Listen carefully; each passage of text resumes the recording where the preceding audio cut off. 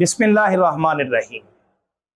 پچھلے لیکچر میں ہم نے تعوذ کی ترکیب کی تھی، اعوذ باللہ من الشیطان الرجیم۔ اب تسمیہ کی ہم نے ترکیب کرنی ہے۔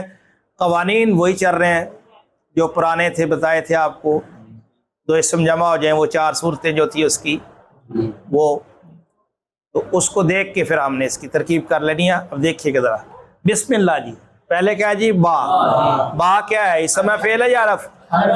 حرف ہے، کون سا؟ حرف جارہ، اور بتایا تھا کہ یہ مبنی بر کسر ہوتا ہے، تو با حرف جار۔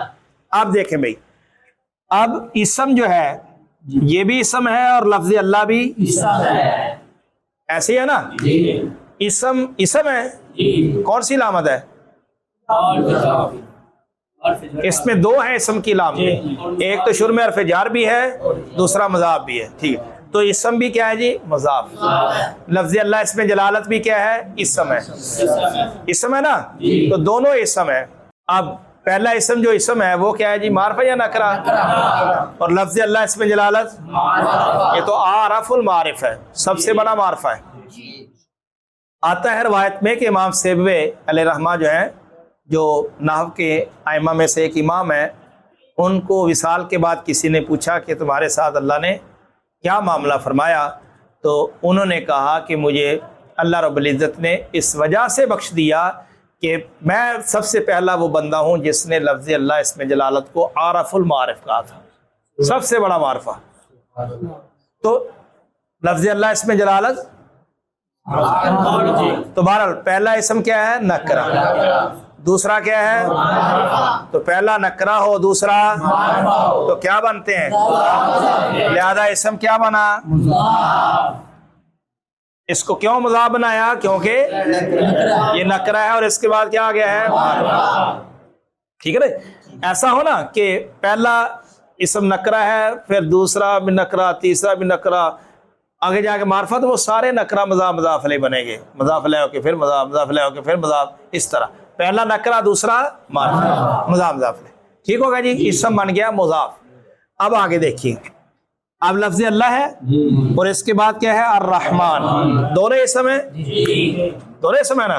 اس پہ بھی الف لام ہے اور لفظ اللہ پہ بھی، کیونکہ لفظ اللہ اصل میں کیا تھا؟ الہ تھا نا، پھر حمزہ کو اور اس کے عوض کیا لے آئے؟ الف لام، تو کیا بن گیا؟ اللہ، لام کا لام میں تو بن گیا اللہ، کیا بن گیا؟ تو یہ بھی اسم، یہ بھی، دونوں اسم ہے۔ آپ دیکھیے گا کہ دونوں کیا ہے جی؟ لفظ اللہ بھی معرفہ ہے اور الرحمن بھی، تو دو اسم ہوں، دونوں معرفہ ہوں تو کیا بنتے ہیں؟ لہذا لفظ اللہ کو کیا بنائیں گے؟ موصوف، ٹھیک ہے جی؟ اب الرحمن، الف لام برائے رحمان، صیغہ صفت، ہوا ضمیر اس پہ پوشیدہ اس کا فاعل، صیغہ صفت اپنے فاعل سے، شبہ جملہ اسمیہ ہو کر یہ صفت بنا کس کی؟ لفظ اللہ، صفت بنا، ٹھیک۔ اب آگے دیکھیے الرحیم، اب یہ بھی معرفہ ہے، یہ بھی معرفہ ہے، لفظ اللہ بھی معرفہ ہے، الرحمن بھی معرفہ ہے، الرحیم بھی معرفہ ہے، تو اب یہ سارے معرفہ ہیں، تو اب کیا کریں؟ الرحیم کو الرحمن کی صفت بنا دیں؟ قانون تو آپ کا چل رہا ہے کہ یہ بھی معرفہ، یہ بھی معرفہ، تو دو معرفہ ہوں تو وہ کیا بنتے ہیں؟